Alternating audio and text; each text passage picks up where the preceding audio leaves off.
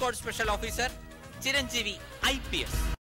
ഞാനൊരു പാട്ടുപാടാം.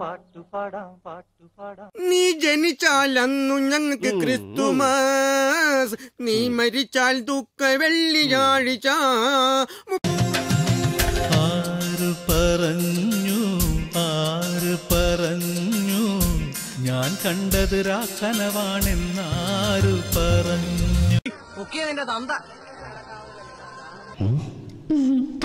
കണ്ടു കടലെ കണ്ടു, ഞാനേ കണ്ടുള്ളൂ.